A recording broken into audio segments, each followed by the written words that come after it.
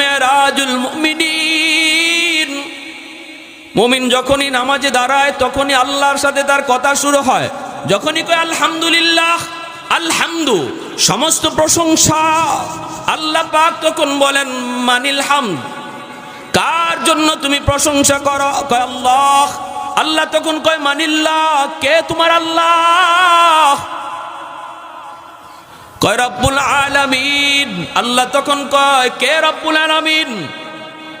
কয় আর রহমান আর রাহিম, যিনি রহমান তিনি রাহিম। আল্লাহ তখন কয় মানির রহমান মানির রাহিম। বান্দা নামাজের ভিতরে কয় মালিক ইয়াউমিদ্দিন, যিনি কিয়ামত দিবসের মালিক। এতক্ষণ পর্যন্ত আল্লাহ নিজের পরিচয় দেন না।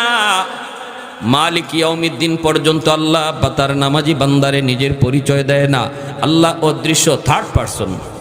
আল্লাহ থার্ড পারসনে থেকে কথা বলতেছে, কে রে বান্দা, কার প্রশংসা করো? কে তোমার আল্লাহ? কে তোমার রব? কে রহমান, কে রহিম? কয় মালিক ইয়াউমিদ্দিন, তিনি কিয়ামত দিবসের মালিক। তখন আল্লাহ পাক রব্বুল আলামিন তার পরিচয় দিয়ে দেয়। আল্লাহ তখন কয় বান্দা, এতক্ষণ পর্যন্ত তুমি যারে রব বলেছ, তুমি যার প্রশংসা করেছ, তুমি যারে রহমান রাহিম বলেছ, তুমি যারে মালিক ইয়াউমিদ্দিন বলেছ, আমি হলাম সেই রব, আমি হলাম সেই রহমান। তখনই বান্দা কয় ইয়্যাকা না'বুদু ওয়া ইয়্যাকা নাস্তাঈন। এখন আল্লাহর পরিচয় পাওয়া গেছে। এতক্ষণ কথা কইতেছিল যার সাথে, ইনি আল্লাহ, ঠিক না? তখনই কয় ইয়্যাকা না'বুদু ওয়া ইয়্যাকা নাস্তাঈন। এখন সেকেন্ড পারসন। এখন কয় আল্লাহ, আমি তোমারই কাছে সাহায্য চাই, তোমারই ইবাদত করি। এতক্ষণ খালি কইছে থার্ড পারসনে, উনি, উনি, তিনি। আর যেই আল্লাহ কয় আমি ওই, তখন কয় আমি তোমারই ইবাদত করি। যখন সুবহানাল্লাহ, আমি তোমারই সাহায্য চাই, আমি তোমারই ইবাদত করি।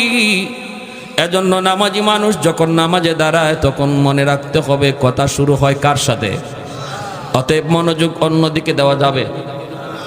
দোকানের চিন্তা করা যাবে, ঘরের চিন্তা করা যাবে, দোকানের হিসাব মিলানো যাবে না। না, সাবধান, মনে রাখবা, নামাজি মানুষ যখন নামাজে দাঁড়ায় তখন শয়তানের স্পেশাল একটা বাহিনী হাজির হয়ে কয় উস্কুর কাজা, উস্কুর কাজা, উস্কুর কাজা। তুই তোর দোকানের কথা ইয়াদ কর, তুই তোর ব্যবসার কথা ইয়াদ কর, তুই তোর ঘরের কথা ইয়াদ কর, সন্তানের কথা ইয়াদ কর, বিবির কথা ইয়াদ কর। এইভাবে শয়তানের একটা স্পেশাল বাহিনী নামাজির কাছে হাজির হয়ে যায়। ভাইয়েরা, বন্ধুরা, তখন কিন্তু একটু মনে রাখতে হবে এই কাজটা শয়তানি করাইতেছে। মনটা আবার নামাজের ভিতরে নিয়ে আসো, নামাজের ভিতরে নিয়ে আসো। এই স্পেশাল বাহিনীটা শয়তানের আবার আপনার মনটাকে নামাজের বাহিরে নিয়ে যাবে, আপনি আবারও মনটারে নামাজের ভিতরে নিয়ে আসবেন। এইভাবে কেউ যদি নামাজের ভিতরে শয়তানের সাথে যুদ্ধ শুরু করে দেয়, শয়তান তার মন একবার নেয়, সে আবার আনে। মায়ার নবী বলেন, এই মানুষটাকে আল্লাহ পাক পুরা নামাজের সওয়াব আল্লাহ দান করবে।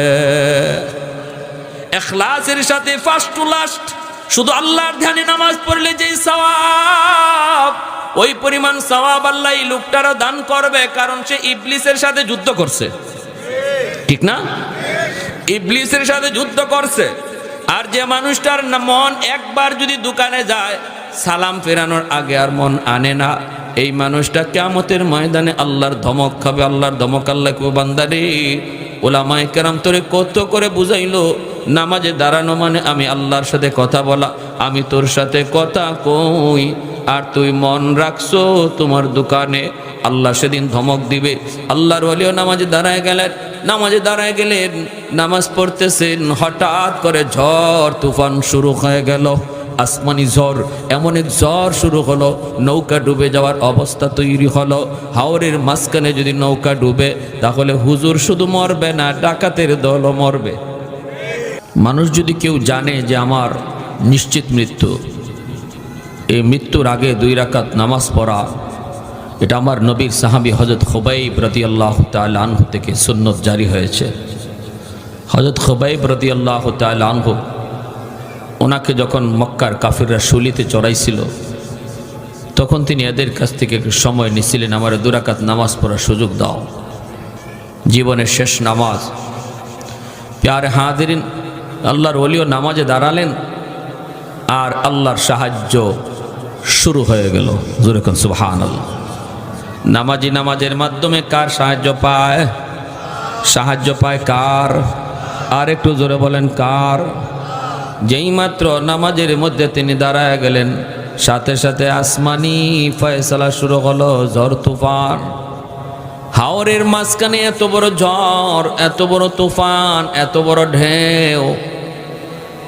ডাকাতের দলে কয়ে আনছিলাম তো মৌলবীরে মারতে, এখন তো দেখা যায় আমরাও মরা লাগবে। নৌকা যদি ডুবে এই হাওর থেকে সাতরাইয়া বাঁচবার কোনো উপায়? আরে আমরা তো আর মরতে আসি নাই, মারতে আনছি, তাহলে আগে আমাদের বাঁচা দরকার। মৌলবীরে মারব পরে, আগে নৌকার সামাল দাও, নৌকা সামাল দাও। এই বইলা তারা নৌকা সামাল দেওয়া শুরু করলো।